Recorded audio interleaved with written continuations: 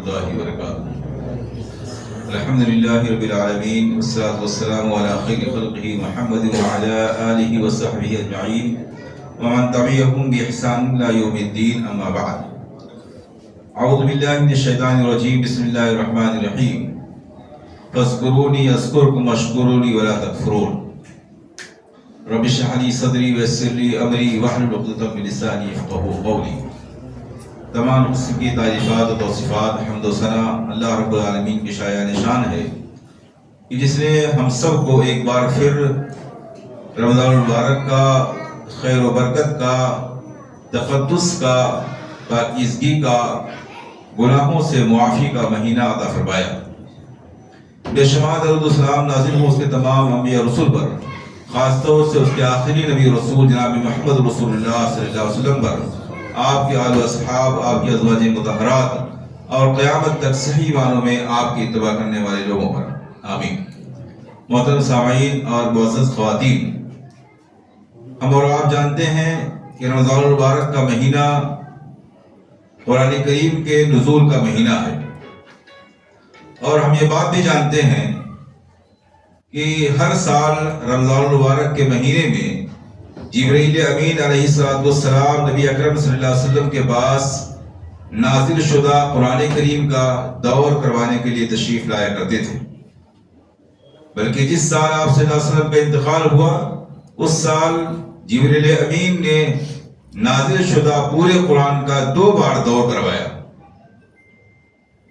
اور یہ بھی جانتے ہیں کہ اللہ کے رسول صلی اللہ علیہ وسلم قیام اللیل میں، اور وہ قیام اللیل جو آپ صلی اللہ علیہ وسلم نے رمضان کے مہینے میں 3 دن تک لوگوں کو پڑھایا، اس میں طویل قیام فرمایا. یہاں تک کہ تیسرے دن آپ صلی اللہ علیہ وسلم کا قیام اتنا لمبا تھا کہ صحابہ کہتے ہیں کہ ہمیں سحری کا، فجر کے طلوع ہونے کا خطرہ محسوس ہونے لگا. ان تمام باتوں سے یہ بات معلوم ہوتی ہے کہ رمضان المبارک کے مہینے کا اور قرآن کریم کا نہایت گہرا ربط اور تعلق ہے. اس لیے اس مہینے میں قرآن کریم کو تراویح میں خوب اطمینان اور سکون کے ساتھ سننا، کثرت کے ساتھ اس کی تلاوت کرنا اور اس کے معنی اور مفہوم کو جاننے کی کوشش کرنا، یہ قرآن کریم کا وہ حق ہے کہ جس کا رمضان کے مہینے سے خصوصی تعلق ہے. یہ سب کام عام دنوں میں بھی ہونا چاہیے، لیکن رمضان کے مہینے میں چونکہ قرآن کریم نازل ہوا ہے اس لیے خصوصی طور پر ان تمام چیزوں کا اہتمام ہونا چاہیے. اللہ رب العالمین کے فضل و کرم سے ہماری مسجد حذیفہ میں کئی سالوں سے، بلکہ قیام ہی سے جب سے مسجد قائم ہوئی، رمضان کے مہینے میں تراویح کے بعد قرآن کریم کی تفسیر کا اور دوسرے دروس کا سلسلہ مسلسل جاری ہے، جسے آپ لوگ سماعت کر رہے ہیں. بعض دفعہ انسان اس غفلت میں مبتلا ہو جاتا ہے کہ ہمیں ابھی جا کر کے قرآن کی اور مزید تلاوت کرنی ہے، ذکر و اذکار کرنے ہیں یا کوئی اور عبادت کرنی ہے، اس لیے یہاں بیٹھنے سے بہتر یہ ہے کہ ہم قرآن کی تلاوت کر لیں. یعنی بعض دفعہ آدمی یوں سمجھتا ہے کہ یہاں بیٹھنا، قرآن کریم کو سننا اور سمجھنا یہ کوئی عبادت نہیں ہے، حالانکہ یہ انتہائی اہم اور مستقل عبادت ہے. میں ہر سال اس حوالے سے آپ کے سامنے جو احادیث پڑھتا رہتا ہوں، میں آپ کی یاد دہانی کے لیے اس بار پھر ان احادیث کو دہراتا ہوں تاکہ آپ کو معلوم ہو کہ ان دروس میں، ان محافل میں، ان مجلسوں میں، ان تفسیر کی نشستوں میں بیٹھنا ایک مستقل عبادت ہے، بلکہ بہت بڑی عبادت ہے. آئیے دیکھتے ہیں کتنی بڑی عبادت ہے. سنن ابی داؤد کی صحیح روایت ہے، عن ابی ہریرہ رضی اللہ تعالی عنہ قال قال رسول اللہ صلی اللہ علیہ وسلم. ابو ہریرہ رضی اللہ تعالی عنہ راوی ہیں، وہ کہتے ہیں رسول اکرم صلی اللہ علیہ وسلم نے ارشاد فرمایا، مجتمع قوم فی بیت من بیوت اللہ تعالی یتلون کتاب اللہ ویتدارسونہ بینہم. کوئی بھی قوم، کوئی بھی جماعت اللہ رب العالمین کے گھروں میں سے کسی بھی گھر میں بیٹھ کر جب اللہ رب العالمین کے کتاب کی تلاوت کرے اور اسے پڑھے پڑھائے، دونوں باتیں، قرآن کریم کو مسجد میں اللہ کے گھر میں بیٹھ کر تلاوت کرے اور اس کو سمجھے، اسے پڑھے اور پڑھائے، الا نزلت علیہم السکینہ، تو اسے پہلا فائدہ یہ حاصل ہوتا ہے کہ اللہ رب العالمین کی جانب سے اس کے دل پر سکون اور اطمینان نازل ہوتا ہے. جیسا کہ اللہ رب العالمین دوسرے مقام پر فرمایا الا بذکر اللہ تطمئن القلوب، اللہ کے ذکر سے، قرآن کریم کی تلاوت سے دلوں کو اطمینان اور سکون حاصل ہوتا ہے. یہ وہ فائدہ ہے جسے حاصل کرنے کے لیے دنیا بھر کی دوڑ بھاگ مورا کر رہے ہیں. دنیا بھر کی دوڑ بھاگ، ساری محنت و مشقت اس لیے ہے کہ ہمارے دل کو اطمینان اور سکون حاصل ہو جائے. اللہ رب العالمین نے ہمارے دلوں کا اطمینان اور سکون قرآن کریم کی تلاوت اور اس کے پڑھنے اور پڑھانے میں رکھا ہے. یہ پہلا فائدہ. وغشیتہم الرحمہ، اور رحمت ان کو ڈھانپ لیتی ہے. اللہ رب العالمین تو رحمان ہے. اللہ کی رحمت کے بغیر بندہ ایک سانس نہیں لے سکتا ہے. لیکن اگر قرآن کریم کو مسجد میں بیٹھ کر پڑھاتا اس کی تلاوت کرتا ہے تو صرف اللہ رب العالمین کی رحمت اس پر نازل نہیں ہوتی ہے بلکہ چاروں طرف سے رحمت اس پر ڈھانپ لیتی ہے. وہ اللہ رب العالمین کی رحمت کے سائے میں ہوتا ہے.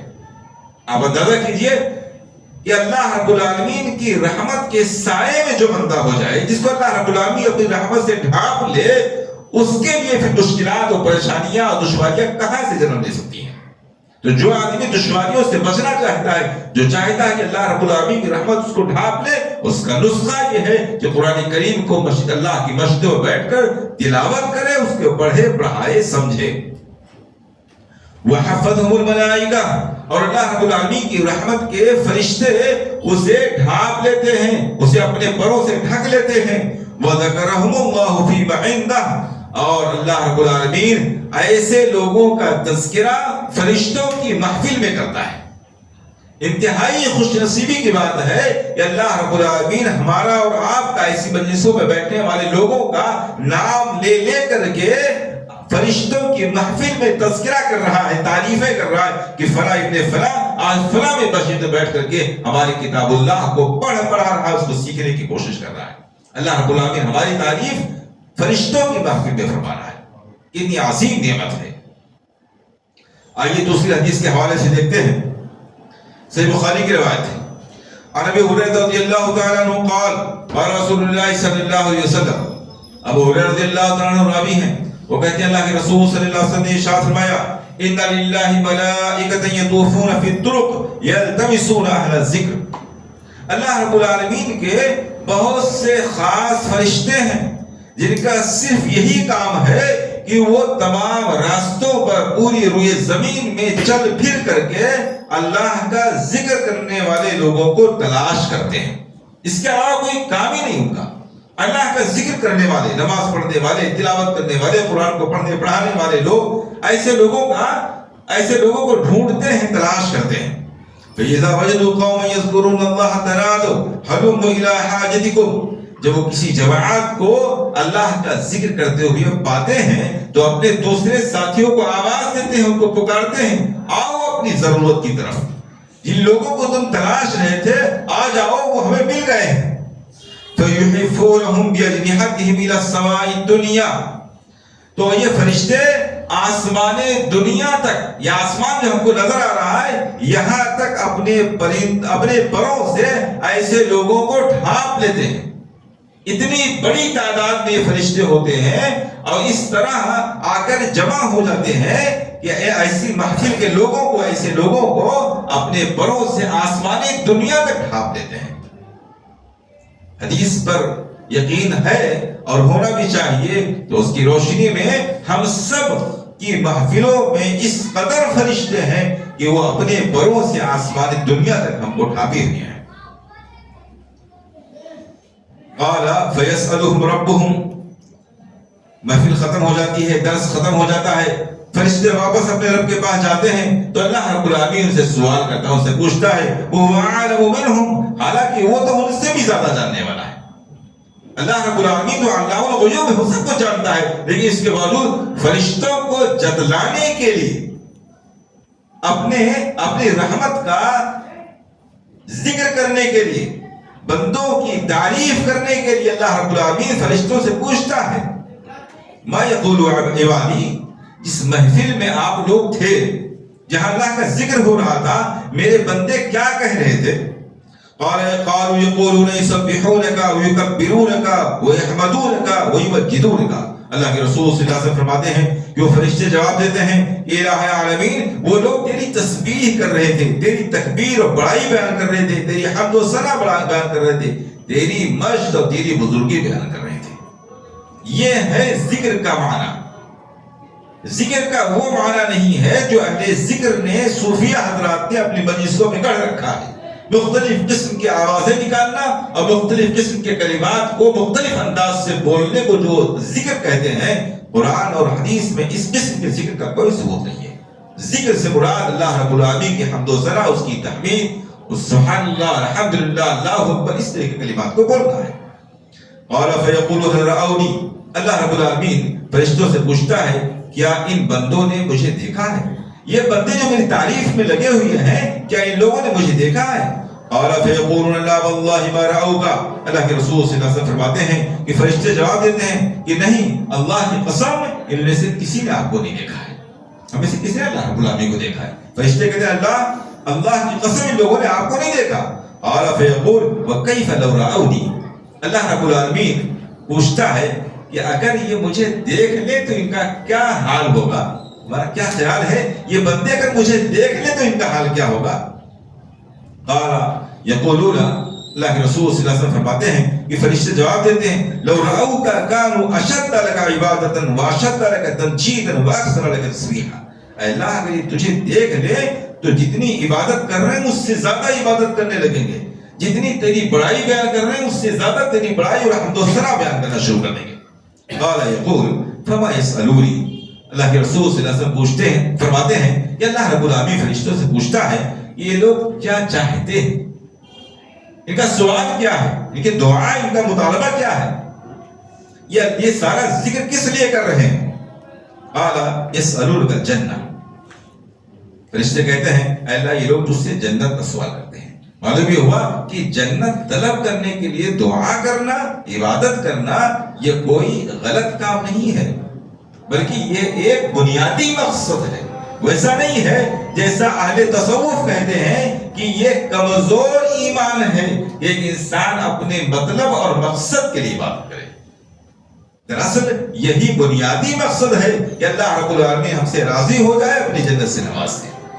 اسی بنیادی مقصد کے لیے ساری عبادات ہیں.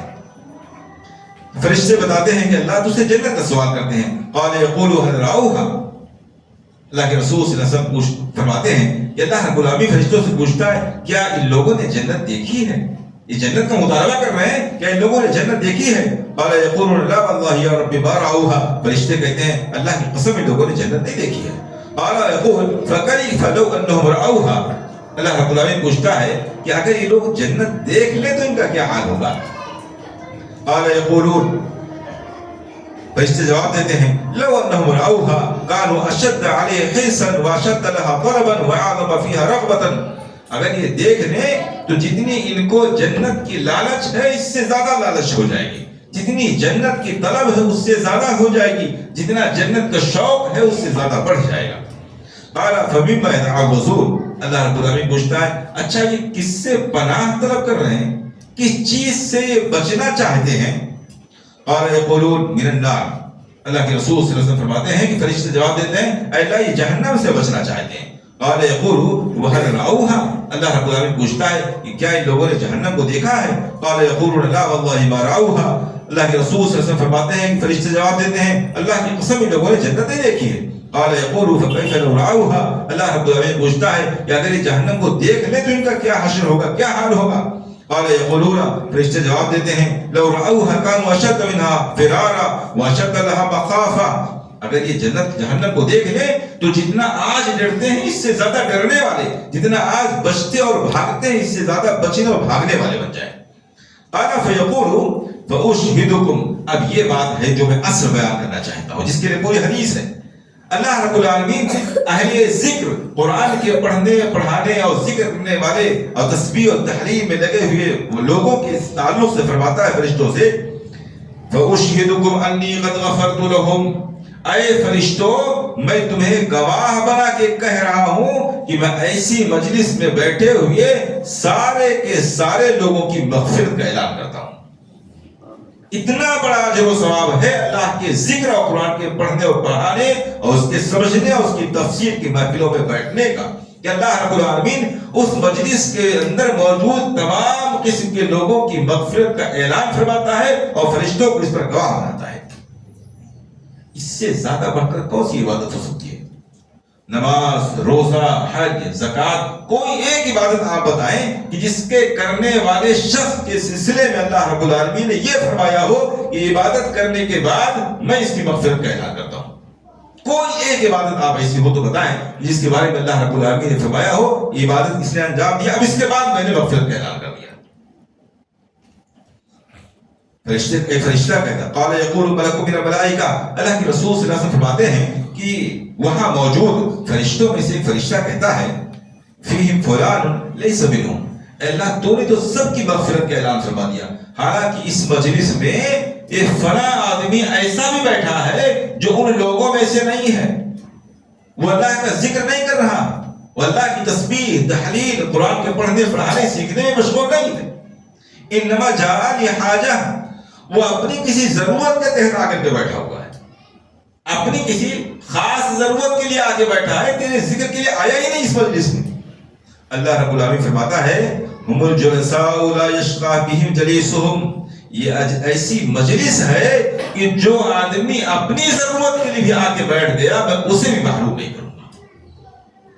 یعنی اللہ کے ذکر کرنے والے لوگوں کی مغفرت کا اعلان تو ہوتا ہی ہے، یہ مجلس جس میں اللہ کا ذکر ہو رہا ہے اتنی مبارک مجلس ہوتی ہے کہ اگر کوئی آدمی اپنی پرسنل ضروریات کے تحت آ کر کے بیٹھ جائے، اس کا دل اپنی ضروریات میں لگا ہوا ہے، کسی سے ملنا ملانا چاہتا ہے، کوئی ضرورت اس کی ہے اس لیے آیا ہوا ہے، تو اللہ رب العالمین فرماتا ہے اس مجلس کی یہ برکت ہے کہ یہاں اپنی ضرورت کے لیے بیٹھنے والے لوگوں کو بھی محروم نہیں کروں گا، میں ان کو بھی اس مغفرت کے اعلان میں شامل کرتا ہوں۔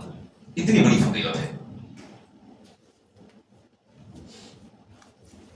ایک اور حدیث، اس لیے ذکر کر رہا ہوں ان ساری باتوں کو تاکہ یہ پورے مہینے توجہ بنی رہے اور ہمیں محسوس کریں کہ اس قسم کے محافل میں بیٹھنا کتنی بڑی عبادت کا ذریعہ ہے۔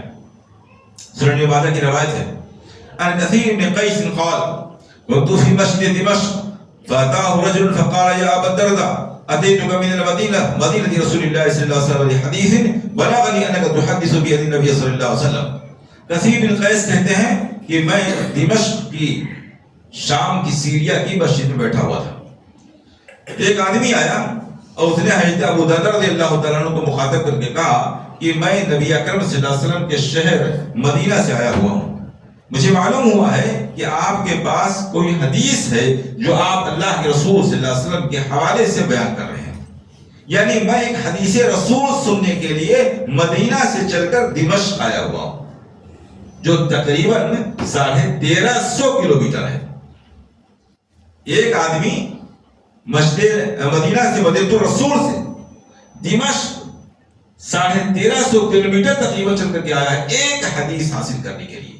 آپ اندازہ کر سکتے ہیں یہ دین کتنی مشکلات کے بعد ہم تک پہنچا ہے۔ یہ جو آسانی کے ساتھ آپ ائمہ کے ذریعہ، خطبہ کے ذریعہ، مدرسین کے ذریعہ آسانی کے ساتھ روزانہ کوئی آیت، کوئی تفسیر، کوئی حدیث سن رہے ہوتے ہیں، یہ معاملہ اس قدر آسانی کے ساتھ ہم تک نہیں پہنچا ہے۔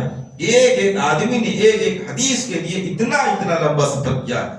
آج کے زمانے میں اتنی آسانی ہونے کے باوجود بھی 1350 کلومیٹر کا سفر کرنا آسان کام نہیں ہے۔ اس زمانے میں جب یہ تیز رفتار سواریاں نہیں تھی، لوگ گھوڑے پر، اونٹ پر، گدھوں پر سواریاں کیا کرتے تھے اور مہینوں کے حساب سے لمبا سفر ہوتا تھا۔ اتنا لمبا سفر کر کے ایک آدمی ایک حدیث سننے کے لیے آیا ہے۔ کہتے ہیں فما جاءک بتجارہ، یہ بتاؤ بزنس کرنے تو نہیں آئے ہو؟ ابو درداء رضی اللہ عنہ پوچھتے ہیں بتاؤ بزنس کرنے تو نہیں آئے ہو کہ یہاں آگے کوئی کاروبار کریں گے اور ابو درداء سے مل کر کے کوئی حدیث بھی سن لیں گے؟ دو مقصد تو ایک ساتھ لے کے نہیں آئے۔ قال اللہ، اس نے کہا نہیں۔ قال ولا جاء بک غیر، کوئی اور کام تو تمہیں نہیں تھا، کسی اور مقصد کے لیے تو نہیں آئے تھے؟ قال اللہ، اس نے کہا نہیں۔ اچھا سنو، اگر صرف یہ حدیث تم سننے کے لیے آئے تھے تو پھر اللہ کے رسول صلی اللہ علیہ وسلم کی حدیث سنو۔ قال فإني سمعت رسول اللہ صلی اللہ علیہ وسلم یقول، میں نے اللہ کے رسول صلی اللہ علیہ وسلم سے سنا ہے آپ فرما رہے تھے من سلک طریقا یلتمس فیہ علما سہل اللہ لہ طریقا الی الجنہ، جو آدمی علم دین حاصل کرنے کے لیے کوئی راستہ طے کرتا ہے، چلتا ہے، تو اس چلنے کی، راستہ طے کرنے کی برکت سے اللہ رب العالمین اس کے لیے جنت کا راستہ آسان کر دیتا ہے۔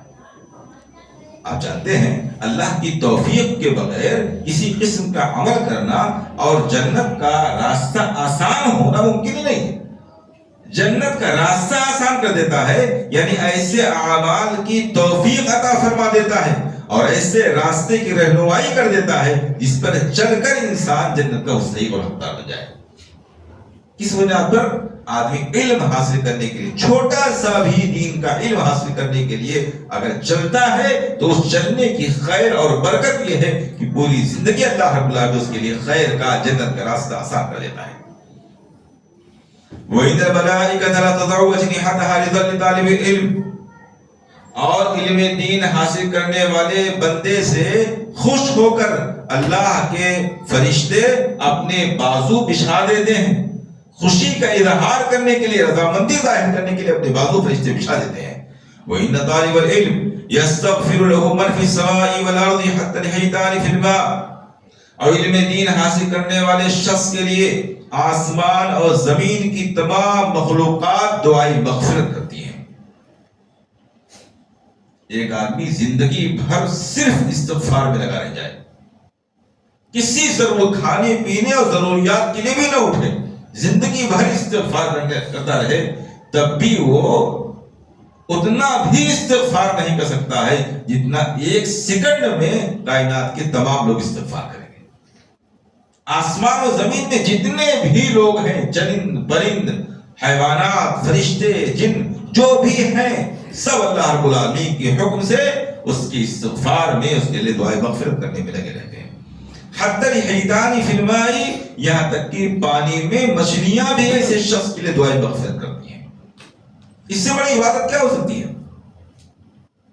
کہ آپ علم دین حاصل کرنے کے لیے چل کر کے آ رہے ہیں، اللہ رب العالمین جنت کا راستہ آسان فرما رہا ہے۔ آپ علم دین حاصل کرنے کے لیے چل کر کے آ رہے ہیں، علم دین حاصل کر رہے ہیں، کائنات کی ساری مخلوق آپ کے لیے دعائیں مغفرت کرنے میں لگا دی گئی ہے، مصروف کر دی گئی، سب آپ کے لیے استغفار کر رہے ہیں۔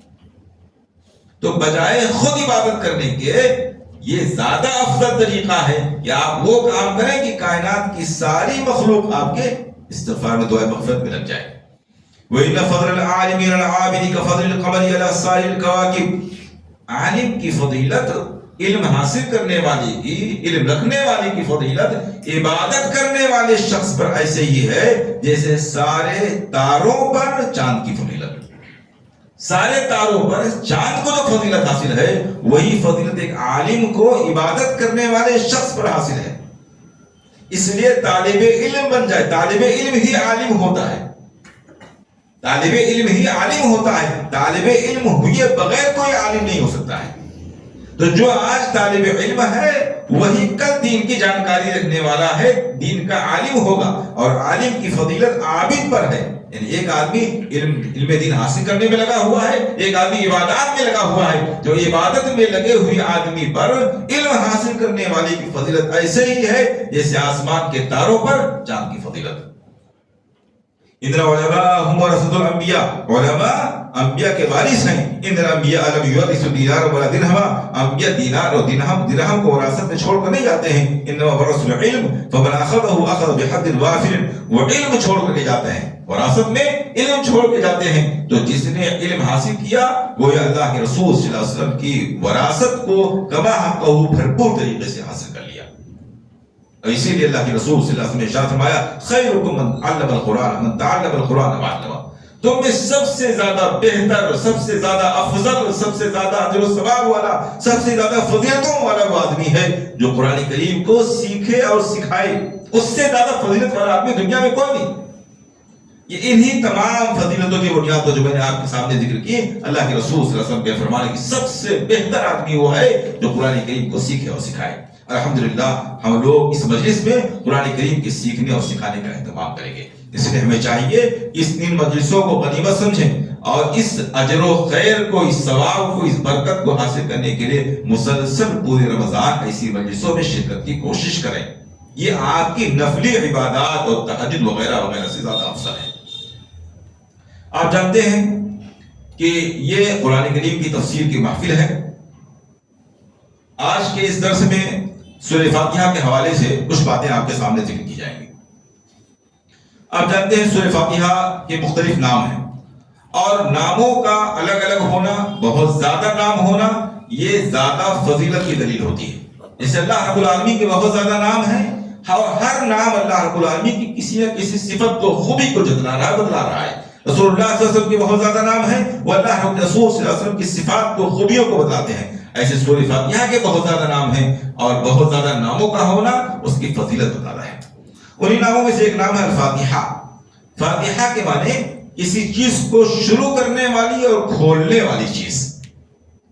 چونکہ سورہ فاتحہ کے ذریعہ قرآن کریم کی شروعات ہو رہی ہے، اس لیے الفاتحہ ہے۔ اور چونکہ سورہ فاتحہ قرآن کو کھول دینے والی کتاب ہے، یعنی اگر کسی نے سورہ فاتحہ کو صحیح طریقے سے سمجھ لیا تو قرآن کریم کو سمجھنا اس کے لیے آسان ہو جائے گا۔ ایک طرح سے وہ چابی اور کنجی ہے، کی ہے۔ دوسرا نام ہے ام القرآن۔ ام کے معنی اصل، نچوڑ، خلاصہ، جڑ، مغز۔ ام القرآن کا معنی ہے سورہ فاتحہ پورے قرآن کا نچوڑ اور خلاصہ ہے۔ اگر کسی آدمی نے صرف سورہ فاتحہ کو صحیح انداز سے سمجھ لیا تو قرآن کریم کے نزول کا جو بنیادی مقصد تھا اس کو حاصل ہو گیا۔ یقیناً اس کو بہت سے احکام معلوم نہیں ہوں گے، بہت سے واقعات معلوم نہیں ہوں گے، بہت سی اور چیزیں ہیں قرآن کریم کے اندر جو اس کے علم میں نہیں آئے گی، لیکن قرآن کریم کا جو ایک نچوڑ ہے، خلاصہ ہے، جو بنیادی مقصد ہے، وہ آپ کے علم میں آ جائے گا۔ اسے سورہ فاتحہ کو سب سے زیادہ اہمیت کے ساتھ سمجھنا چاہیے۔ ایک نام الحمد ہے، اس لیے اس کی شروعات الحمدللہ رب العالمین سے ہو رہی ہے، اور اس میں اللہ رب العالمین کے حمد و ثنا بیان کی گئی ہے۔ ایک نام اس کا الصلاۃ، نماز۔ سورہ فاتحہ کا ایک نام الصلاۃ یعنی نماز ہے۔ اللہ کے رسول صلی اللہ علیہ وسلم نے ارشاد فرمایا، ایک لمبی حدیث ہے کہ اللہ رب العالمین فرماتا ہے قسمت الصلاۃ بینی و بین عبدی نصفین، میں نے صلاۃ کو، نماز کو اپنے اور اپنے بندے کے درمیان آدھا آدھا تقسیم کر دیا ہے۔ نماز کو اپنے اور اپنے بندے کے درمیان آدھا آدھا تقسیم کر دیا ہے۔ اور نماز سے مراد کیا ہے؟ سورہ فاتحہ۔ چنانچہ اللہ رب العالمین فرماتا ہے فَإِذَا قَالَ الْعَبْدُ الْحَمْدُ لِلَّهِ رَبِّ الْعَالَمِينَ قَالَ اللَّهُ حَمِدَنِي عَبْدِي، یعنی بندہ جیسے جیسے ایک ایک آیت پڑھتا جاتا ہے، اللہ رب العالمین اس کا جواب دیتا جاتا ہے۔ آدھا آدھا تقسیم کرنے کا معنی یہ ہے کہ انسان سورہ فاتحہ کی ایک آیت پڑھتا ہے تو اللہ رب العالمین اس کے جواب میں ایک جملہ ارشاد فرماتا ہے، آدھا بندے کی طرف سے اور آدھا اللہ رب العالمین کی طرف سے۔ یعنی نماز میں خصوصیت کے ساتھ جب ہم سورہ فاتحہ پڑھ رہے ہوتے ہیں تو اللہ رب العالمین ہماری طرف متوجہ ہوتا ہے اور ہماری ہر آیت کا جواب دیتا ہے۔ اسی لیے اس کو ایک سورۃ الصلاۃ، نماز بھی اس کو کہا گیا ہے، اور اسی لیے نماز کے اندر سورہ فاتحہ کا پڑھنا ہر نماز میں اور ہر رکعت میں ضروری ہے۔ کسی بھی نماز یا کسی بھی رکعت میں اگر سورہ فاتحہ نہ پڑھی جائے وہ نماز اور رکعت ہوتی ہی نہیں سرے سے۔ جیسا کہ مشہور حدیث اللہ کے رسول صلی اللہ علیہ وسلم نے ارشاد فرمایا لا صلاۃ لمن لم یقرأ بفاتحۃ الکتاب، اس شخص کی کوئی نماز ہی نہیں جس نے نماز کے اندر سورہ فاتحہ کی تلاوت نہیں کی۔ آدھی امام ہو، مقتدی ہو، منفرد ہو یا جیسا بھی ہو، اور کسی بھی قسم کی نماز ہے، جس نماز یا جس رکعت میں سورہ فاتحہ کی تلاوت نہیں کی گئی، اللہ کے رسول صلی اللہ علیہ وسلم کی حدیث کی روشنی میں وہ نماز ہی نہیں ہوتی ہے۔ پوری نماز میں اگر تلاوت نہیں کی گئی، پوری نماز دہرانی ہوگی۔ کسی رکعت میں اگر آپ تلاوت نہیں کر سکے تو وہ رکعت آپ کو دہرانی پڑے گی۔ اسی طرح اس سورت کے ناموں میں سے ایک نام الرقیہ ہے، جھاڑ پھونک، رقیہ۔ اور اس کے سلسلے میں صحیح بخاری کو روایت ہے، ابو سعید خدری رضی اللہ عنہ کہتے ہیں کہ ہم لوگ ایک سفر میں تھے، ایک قوم کے پاس، ایک قبیلے کے پاس سے ہمارا گزر ہوا اور ہم نے ان لوگوں سے میزبانی کا مطالبہ کیا، لیکن وہ لوگ اتنے سخت دل تھے کہ میزبانی کے لیے آمادہ نہ ہوئے، تیار نہ ہوئے۔ ہم لوگوں نے وہیں قیام کیا رات میں، اور اتفاق کی بات اس قبیلے کے سردار کو کسی زہریلے جانور نے ڈنک مار دیا یا ڈس لیا۔ انہوں نے بہت علاج معالجہ کیا، کوئی فائدہ نہ ہوا۔ چنانچہ ان میں سے ایک آدمی آیا اور اس نے ہم لوگوں سے گزارش کی کہ اگر تمہارے پاس کوئی رقیہ ہے، آپ کچھ جھاڑ پھونک، کچھ دم کرنا جانتے ہیں تو چل کے دم کر دیجئے، ہمارے سردار کو کسی زہریلے جانور نے ڈنک مار دیا ہے۔ ان میں سے ایک صحابی نے کہا ٹھیک ہے ہم چلتے ہیں، ہم کو معلوم ہے، لیکن اس شرط کے ساتھ کہ ہم اس کا معاوضہ لیں گے، اس شرط کے ساتھ ہم اس کا معاوضہ لیں گے۔ چنانچہ 30 بکریاں طے کی گئیں اور وہ گئے، انہوں نے سورہ فاتحہ پڑھ کے ختم کر دیا، اللہ رب العالمین نے شفا عطا فرمائی۔ جب 30 بکریاں لے کر کے آئے تو صحابہ کرام نے کہا کہ اس طرح کا پہلا مسئلہ جو ہمارے سامنے آ رہا ہے، اس لیے ان بکریوں کو استعمال نہیں کریں گے جب تک رسول اللہ صلی اللہ علیہ وسلم سے معلوم نہیں کر لیں گے۔ یہ مسائل کو معلوم کرنے کا، کسی بھی چیز پر عمل کرنے کا طریقہ ہے۔ جب بھی کوئی نئی چیز آپ کے سامنے آئے تو اس وقت تک اس کو مت آپ اس پر عمل کریں، اس کو نہ اختیار کریں جب تک کہ اس حوالے سے آپ علماء سے معلوم نہ کر لیں۔ صحابہ کرام نے واپس آ کر کے اللہ کے رسول صلی اللہ علیہ وسلم سے معلوم کیا، آپ صلی اللہ علیہ وسلم نے فرمایا، پوچھا وما یدریک انہا رقیہ، پوچھا آپ نے کیا پڑھا تھا؟ انہوں نے کہا اللہ کے رسول سورہ فاتحہ پڑھا تھا۔ آپ نے پوچھا تمہیں کس نے بتایا کہ وہ رقیہ ہے؟ اللہ کے رسول صلی اللہ علیہ وسلم نے سورہ فاتحہ کو رقیہ کہا، اور پھر فرمایا ہمارا بھی اس میں حصہ لگاؤ، ان خیر ما اخذتم علیہ کتاب اللہ، جس پر تم اجر اور اجرت لے رہے ہو، معاوضہ لے رہے ہو، اس میں سب سے بہترین چیز اللہ کی کتاب ہے۔ اس معاوضہ لینے کو آپ صلی اللہ علیہ وسلم نے صحیح قرار دیا، سورہ فاتحہ کو سورۃ الرقیہ بتلایا، جس سے بات معلوم ہوتی ہے کہ اسلام میں بھی رقیہ کی، دم کی جھاڑ پھونک کی گنجائش ہے۔ ایک رقیہ شرعیہ ہے، ایک رقیہ غیر شرعیہ ہے، یعنی یوں کہہ لیجئے کہ ایک جائز دم کرنا ہے، ایک ناجائز دم کا طریقہ ہے۔ اللہ کے رسول صلی اللہ علیہ وسلم نے جو جائز دم کا طریقہ بتلایا ہے، اگر اس حوالے سے کیا جائے، یعنی قرآن پڑھ کر کے آپ کر رہے ہیں، یا کوئی حدیث پڑھ کے کر رہے ہیں، یا کوئی ایسی دعا پڑھ کے کر رہے ہیں کہ جس کا معنی اور مفہوم درست ہے اور شرک نہیں پایا جا رہا ہے، تو وہ رقیہ شرعیہ ہے۔ شرعی آداب اور شرعی اصولوں کا خیال کرتے ہوئے اگر آپ رقیہ کر رہے ہیں تو کوئی حرج کی بات نہیں ہے، رقیہ شرعیہ ہے۔ اللہ کے رسول صلی اللہ علیہ وسلم کی مرض الموت میں، وفات والی بیماری میں، حضرت عائشہ رضی اللہ تعالیٰ عنہا خود پڑھ کر کے دم کیا کرتی تھی، اور اللہ کے رسول صلی اللہ علیہ وسلم کے ہاتھ کو آپ کے جسم پہ برکت کی لیے پھیرا کرتی تھی۔ تو رقیہ کرنا اور کروانا دونوں جائز ہے، بشرطے کہ وہ شرعی ہو، یعنی شرعی اصولوں کے مطابق ہو، اور جو شرعی اصولوں کے خلاف ہے، یعنی وہ کلمات جن کا معنی معلوم نہیں ہے، جن کی زبان معلوم نہیں ہے، یا جن میں شرک پایا جا رہا ہے، یا شرعی اصولوں کے خلاف غیر محرم کے ساتھ بیٹھ کر کے رقیہ کرنا، یہ شرعی اصولوں کی خلاف ورزی کر کے رقیہ کرنا، یہ غیر شرعی ہے، یہ ناجائز اور حرام ہے، بلکہ بعض دفعہ یہ شرک اور بدعت کے دائرے میں آ جاتا ہے۔ تو رقیہ ہے مگر شرعیہ اور غیر شرعیہ، تو اس لیے رقیہ کرنے سے پہلے ہمیں یہ معلوم کرنا چاہیے کہ شرعی کیا ہے اور غیر شرعی کیا ہے، حلال کیا ہے اور جائز اور ناجائز کیا ہے۔ اسی طرح اس کا ایک نام ہے الکافیہ۔ الکافیہ کفایت کر جانے والی، کافی۔ کافیہ اس کو اس لیے کہا جاتا ہے کہ سورہ فاتحہ اکیلی تنہا پورے قرآن کے لیے کافی ہو جائے گی۔ جیسے کہ میں ذکر کر چکا ہوں کہ اگر کوئی آدمی سورہ فاتحہ کو صحیح معنوں میں سمجھ لے اور صحیح طریقے سے اس کے مطابق اپنی زندگی کو اختیار کر لے تو یہی سورہ فاتحہ اس کی نجات کے لیے کافی ہو جائے گی۔ اس کی نجات کی جو بنیادی چیزیں ہیں وہ سب سورہ فاتحہ کے اندر موجود ہیں، اس کی نجات کے لیے کافی ہے۔ اسی طرح اس سورت کا ایک نام السبع المثانی اور القرآن العظیم ہے۔ السبع المثانی 7 بار بار دہرائی جانے والی آیتیں جو نماز میں بار بار دہرائی جاتی ہیں، اور القرآن العظیم بھی اس کا ایک نام ہے۔ قرآن عظیم یعنی قرآن کا نچوڑ اور خلاصہ ہے، اس لیے اس کا نام ہی قرآن رکھ دیا گیا۔ جیسے رکوع نماز کا اہم حصہ ہے، اس لیے نماز کا ایک نام رکوع بھی ہے۔ فَارْكَعُوا مَعَ الرَّاكِعِينَ قرآن میں کہا گیا، رکوع کرنے والوں کے ساتھ رکوع کرو، یعنی نماز پڑھنے والوں کے ساتھ نماز پڑھو۔ تو چونکہ یہ قرآن کریم کا نچوڑ اور خلاصہ ہے، اس لیے اللہ کے رسول صلی اللہ علیہ وسلم نے اس کو القرآن العظیم بھی کہا ہے۔ جیسا کہ مسند احمد کی روایت ہے، راوی کہتے ہیں كنت اصلی فدعانی رسول اللہ صلی اللہ علیہ وسلم، میں نماز پڑھ رہا تھا تو اللہ کے رسول صلی اللہ علیہ وسلم مجھ کو بلایا، فلم اجیبہ حتی صلیت واتیتہ، میں نے آپ کو کوئی جواب نہیں دیا یہاں تک کہ نماز پوری کر لی۔ پھر آپ صلی اللہ علیہ وسلم کے پاس آیا، فقال ما منعک ان تأتینی، اللہ کے رسول نے پوچھا کہ میرے پاس آنے سے تمہیں کس چیز نے روکا تھا؟ جب میں نے تمہیں پکارا تھا تو میرے پاس نماز چھوڑ کر کیوں نہیں آئے؟ قال قلت یا رسول اللہ انی كنت اصلی، میں نے کہا اللہ کے رسول میں نماز پڑھ رہا تھا، میں نے سوچا نماز مکمل کر کے آؤں گا۔ قال الم یقل اللہ، اللہ کے رسول صلی اللہ علیہ وسلم فرمایا کہ کیا اللہ رب العالمین نے یہ نہیں فرمایا یا ایھا الذین آمنوا استجیبوا للہ ولرسولہ اذا دعاکم، جب اللہ اس کے رسول تمہیں پکارے تو ان کی پکار کا جواب دو۔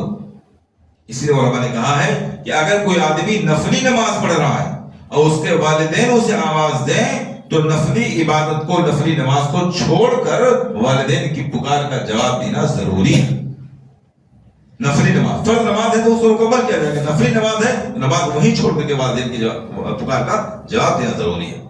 پھر اللہ کے رسول صلی اللہ علیہ وسلم نے فرمایا لو علمنك اعظم سورة في القرآن قبل ان تخرج من المسجد، تمہاری مسجد سے نکلنے سے پہلے میں تمہیں قرآن کریم کی سب سے عظیم سورت سکھلاؤں گا۔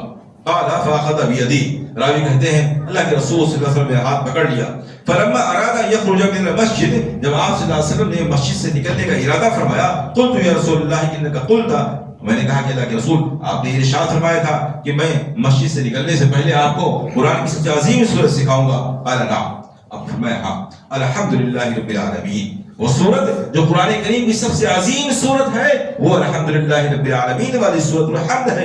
یہ السبع المثانی والقرآن العظیم الذی اوتیتہ، یہی 7 بار بار دہرائی جانے والی آیتیں ہیں اور یہی القرآن العظیم ہے جو مجھ کو عطا کیا گیا ہے۔ یہ سورہ فاتحہ کی فضیلت ہے۔ سورہ فاتحہ کے اندر بہت سی باتوں میں سے 3 بنیادی باتیں ہیں۔ پہلی بات حمد، تعریف، الحمدللہ رب العالمین، اللہ رب العالمین کی حمد اور ثنا کی گئی ہے، جس کا نچوڑ اور خلاصہ یہ ہے کہ اپنے تمام کاموں کی ابتدا اللہ کی حمد سے کریں اور کسی بھی کام میں کامیابی کے بعد اللہ ہی کی حمد و ثنا بیان کریں، اس لیے کہ اللہ کے فضل اور اللہ کی توفیق اور اس کی مہربانی کے بغیر کسی بھی طرح کا کوئی خیر کا کام کسی بندے سے نہیں ہو سکتا ہے۔ یعنی حمد انسان کو تکبر سے، غرور سے بچانے اور روکنے اور اللہ کی طرف رجوع کروانے والی چیز ہے۔ جب بندہ اللہ کی تعریف کرتا ہے، کوئی بھی کام ہوتا ہے الحمدللہ بولتا ہے، اللہ کا فضل ہے، اللہ کا شکر ہے، اللہ کی توفیق سے کام ہو گیا ہے، تو اللہ رب العالمین اس فضل، اس شکر کے اعتراف کی بنیاد پر پہلا کام تو یہ ہوتا ہے کہ نعمتوں میں اضافہ کر دیتا ہے۔ لیکن شکرتم لازیدنکم، اگر شکر گزاری کرو گے میں نعمتوں کو بڑھا دوں گا، یہ پہلا فائدہ ہوتا ہے۔ دوسرا فائدہ یہ ہوتا ہے کہ انسان کے اندر اللہ کی طرف رجوع کا جذبہ پیدا ہوتا ہے اور انسان کبر سے، غرور سے محفوظ ہو جاتا ہے۔ آپ جانتے ہیں قارون کو زمین میں اس کے خزانوں سمیت اس لیے پھنسا دیا گیا تھا کیونکہ وہ یہ سمجھ رہا تھا کہ یہ ساری دولت ہماری صلاحیت اور ہماری محنت کے نتیجے میں حاصل ہو گئی ہے۔ آج ہم سے کتنے ایسے لوگ ہیں جو بہت سی کامیابیوں کے بعد اللہ کی تعریف کرنے کے بجائے اپنی تعریفات، اپنی محنت، اپنی مشقت وغیرہ کا ذکر کرتے ہیں۔ تو الحمدللہ رب العالمین، یہ آیت کریمہ ہم کو سکھلاتی ہے کہ اللہ کے فضل سے تمام خیر کے کام ہوتے ہیں، اس لیے کوئی بھی خیر کا کام ہو اللہ کی طرف اس کی نسبت ہونی چاہیے، اللہ رب العالمین کی شکر گزاری ہونی چاہیے۔ دوسری چیز وعدہ، ایگریمنٹ۔ سورہ فاتحہ جب ہم پڑھتے ہیں تو اللہ رب العالمین سے ایک وعدہ کرتے ہیں، ایک ایگریمنٹ کرتے ہیں، کیا؟ ایاک نعبد و ایاک نستعین، اے اللہ ہم تیری ہی عبادت کرتے ہیں اور تجھ سے ہی مدد طلب کرتے ہیں۔ یہ اعتراف ہے، یہ ایگریمنٹ ہے کہ اب اس کو پڑھ لینے کے بعد، اعتراف اور ایگریمنٹ اور اقرار کے بعد، نہ تو تیرے سوا کسی اور کی عبادت ہوگی اور نہ تیرے سوا کسی اور سے مدد طلب کریں گے۔ عبادت کیا ہے؟ اللہ رب العالمین نے یہ بتلانے کے لیے کہ یہ انسان میرا بندہ ہے، یہ ظاہر کرنے کے لیے کہ انسان اللہ کا بندہ ہے، بندگی کو ظاہر کرنے کے لیے، بندے کی بندگی کو ظاہر کرنے کے لیے بہت سے کام فرض قرار دیے ہیں۔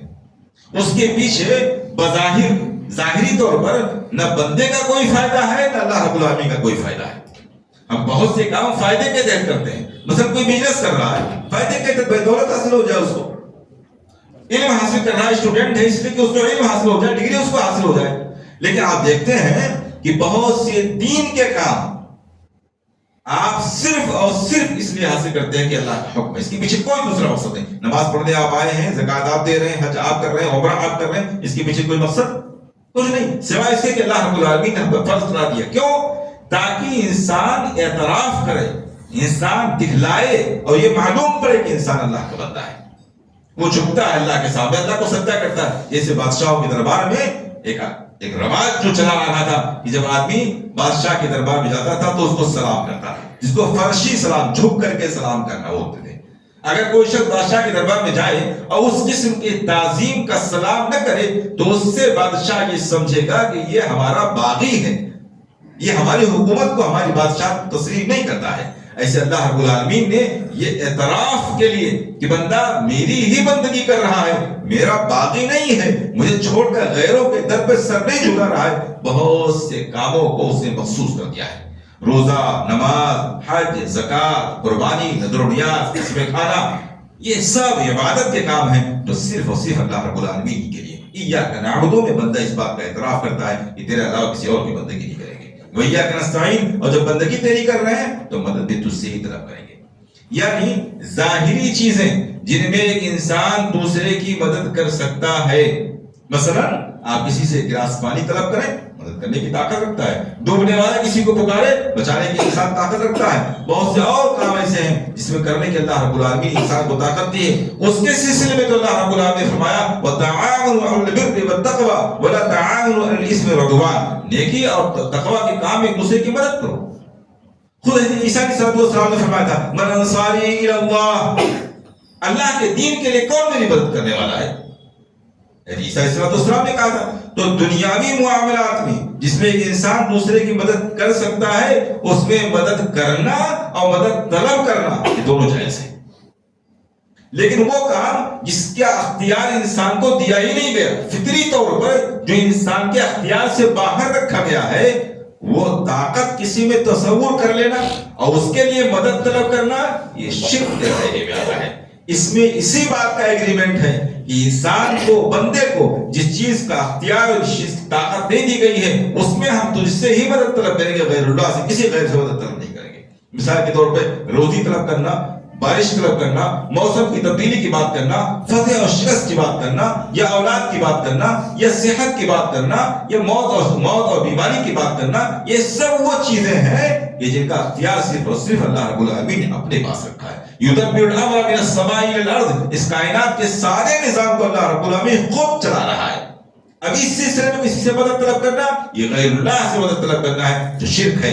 تو بندہ سورہ فاتحہ میں ایگریمنٹ کرتا ہے، وعدہ کرتا ہے کہ اب ان تمام کاموں میں صرف اور صرف تجھ سے ہی مدد طلب کروں گا، کسی غیر سے مدد طلب نہیں کروں گا۔ تیسری چیز ہے دعا۔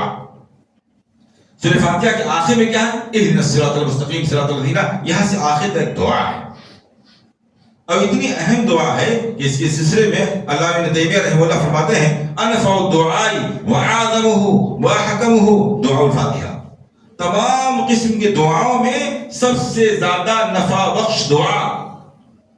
ہمیں سے زیادہ تر لوگ عربی کی دعائیں نہیں یاد کر پاتے ہیں، نہیں یاد ہوتی ہیں، اور اکثر دفعہ ہم یہ سوچتے ہیں کہ ہم کیا کیا دعائیں اور کس طریقے سے دعا کریں، اور اسی خواہش میں بہت سے اپنے الفاظ میں ہم دعا کرتے رہتے ہیں، ایک لمبی دعائیں کرتے ہیں۔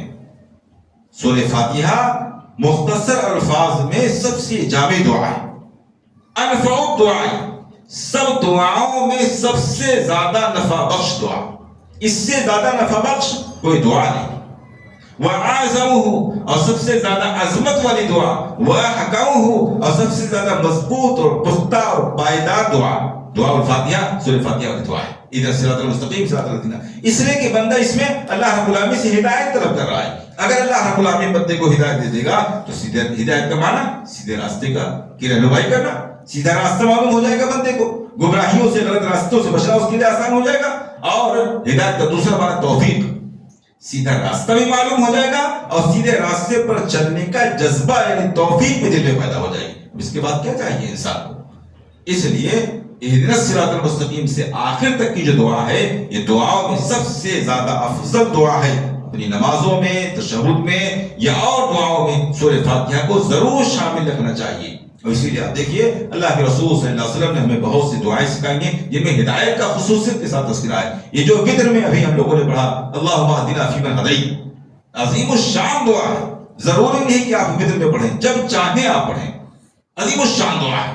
یہ اللہ کے رسول صلی اللہ علیہ وسلم کی سکھائی ہوئی دعا اللہم انی اسألک الہدی والتقی والعفاف والغنی، نہایت عظمت والی دعا ہے، بہت عظیم الشان دعا ہے۔ اپنے الفاظ میں دعا کرنے سے بہتر یہ ہے کہ رسول اللہ صلی اللہ علیہ وسلم کی سکھائی ہوئی ان جامع دعاؤں میں سے ایک یا چند دعاؤں کا آپ ورد کریں، اس کو پڑھتے رہیں۔ یہ دعائیں جامع ہوتی ہیں، یعنی الفاظ مختصر ہوتے ہیں لیکن اس کا معنی اور مفہوم اور تقاضا بہت بڑا ہوتا ہے۔ اس لیے ہمیں چاہیے کہ ان دعاؤں کو یاد کریں اور اس قسم کے دعاؤں کو اپنی دعاؤں کا حصہ اور جز بنائیں۔ اس میں جو اہدنا الصراط المستقیم ہے وہ ذکر کر کے بات ختم کرتا ہوں۔ ہم جب دعا کرتے ہیں تو اللہ رب العالمین سے کہتے ہیں اہدنا الصراط المستقیم، صراط مستقیم کی رہنمائی فرما۔ صراط مستقیم کیا ہے؟ مسلم احمد کی روایت ہے اللہ کے رسول صلی اللہ علیہ وسلم نے خط کھینچا، خطا ایک لائن کھینچی، سیدھی لائن کھینچی، وخطا خطوطا عن یمینہ والشمال، اور اس کے دائیں سائڈ میں اور لیفٹ سائڈ میں 2 خط اور کھینچ دیے، اور پھر درمیان والے انگلی پر، درمیان والے خط پر اللہ کے رسول صلی اللہ علیہ وسلم انگلی رکھی اور فرمایا وَأَنَّ هَذَا صِرَاطِي مُسْتَقِيمًا فَاتَّبِعُوهُ وَلَا تَتَّبِعُوا السُّبُلَ فَتَفَرَّقَ بِكُمْ عَنْ سَبِيلِهِ، یہ میرا سیدھا راستہ ہے، یہ بیچ والا راستہ یہ میرا سیدھا راستہ ہے، فَاتَّبِعُوهُ اسی کی پیروی کرو، اس کو فالو کرو، وَلَا تَتَّبِعُوا السُّبُلَ اس راستے کو چھوڑ کر دوسرے راستوں کو فالو مت کرو، ورنہ یہ دوسرے راستے تم کو اس سیدھے راستے سے ہٹا دیں گے۔ یہ صراط مستقیم ہے۔ اس مثال سے بات معلوم ہوتی ہے، پہلی بات یہ معلوم ہوئی کہ جو صراط مستقیم ہے، جو سیدھا راستہ ہے وہ سیدھا ہے۔ صراط مستقیم اس کو کہتے ہی اس لیے کہ وہ سیدھا، اس میں کوئی پیچیدگی نہیں ہے، اس کا سمجھنا مشکل نہیں ہے، اس میں باریک اصطلاحات نہیں ہے جس کو انسان نہ سمجھ سکتا ہو، بلکہ آسانی کے ساتھ، جیسا کہ حدیث میں آیا دین یسر، دین آسان ہے۔ تو پہلی چیز۔ دوسری چیز کیا ہے؟ صراط مستقیم یہ افراط اور تفریط کے بیچ کا راستہ ہے، یعنی اس میں نہ بہت زیادہ نرمی ہے نہ بہت زیادہ سختی ہے۔ اسلام کا جو بتایا ہوا راستہ ہے اس میں اعتدال ہے، اس میں بیلنس ہے، اس میں افراط اور تفریط نہیں ہے، اور یہی اسلام کی تعلیمات کا خلاصہ اور نچوڑ ہے۔ اسلام کی کسی بھی تعلیم میں نہ بہت زیادہ سختی ہے نہ بہت زیادہ نرمی ہے، کسی ایک طرف جھکاؤ نہیں ہے، بیلنس ہے۔ تمام معاملات میں جو لوگ اس بیلنس کو نہیں سمجھ پاتے ہیں وہ اکثر دفعہ خیر خواہی کی نیت رکھتے ہوئے بھی غلط راستے پر چل پڑتے ہیں۔ آپ ایک مثال دیکھیے، بیلنس کتنا ہے، اعتدال کتنا ہے۔ مشہور حدیث، آپ صلی اللہ علیہ وسلم کے ازواج مطہرات کے پاس 3 صحابی آتے ہیں، آپ کے معمولات معلوم کرتے ہیں، ان کو بتایا جاتا ہے کانہم تقالوہا، وہ معلوم کرتے ہیں، ان کو لگتا ہے کہ تو بہت معمولی ہے ہمارے لیے، اور ان میں سے ایک صاحب کہتے ہیں کہ اب ہم ہمیشہ روزے سے رہیں گے، دوسرے صاحب کہتے ہیں ہمیشہ قیام اللیل کریں گے، نہیں سوئیں گے کبھی، تیسرے صاحب کہتے ہیں ہم شادی نہیں کریں گے۔ انہوں کی نیتیں اچھی تھی، کام اچھے تھے، اللہ کے رسول صلی اللہ علیہ وسلم کو معلوم ہوا، آپ صلی اللہ علیہ وسلم نے سختی سے ان کو جمع کر کے ان کی تنبیہ فرمائی، اور آپ نے فرمایا دیکھو میں سوتا بھی ہوں اور جاگتا بھی ہوں، میں روزے سے بھی رہتا ہوں، بغیر روزے کے بھی رہتا ہوں، اور میں نے شادیاں بھی کر رکھی ہیں۔ فمن رغب عن سنتی فلیس منی، یہ اعتدال میری سنت ہے، اعتدال کے ساتھ میں عمل کر رہا ہوں، یہ میری سنت ہے۔ جو اس سنت سے منہ موڑ لے وہ ہمارے طریقے پر نہیں ہے۔ تو اس لیے عبادات کے معاملے میں، برتاؤ کے معاملے میں، نکیر کے معاملے میں، دعوت و تبلیغ کے معاملے میں، اصلاح کے معاملے میں، اور تمام قسم کے معاملات میں اس اعتدال کو سمجھنا بہت ضروری ہے۔ جو اس اعتدال کو نہیں سمجھ پاتے ہیں اکثر وہ ٹھوکر کھاتے ہیں اور اسلامی اصولوں سے ہٹ کر کے اچھی نیت رکھنے کے باوجود گناہ میں مبتلا ہو جاتے ہیں، جیسا کہ صحابہ کے واقعے سے بات معلوم ہوئی۔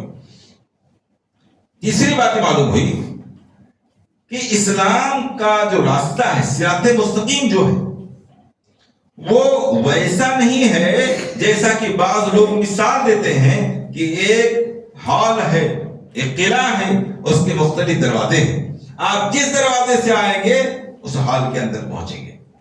ویسا نہیں ہے معاملہ، ایسا نہیں کہ آپ جس طریقے سے چاہیں عبادت کریں اور اس عبادت کا خلاصہ اور مقصد جو کہ اللہ کی عبادت کرنا ہے، اس لیے آپ اللہ تک پہنچ جائیں گے۔ یعنی صلح کلی اور ہر مذہب، ہر طریقے اور ہر دھرم کو صحیح کرنا، یہ صراط مستقیم کا راستہ نہیں ہے۔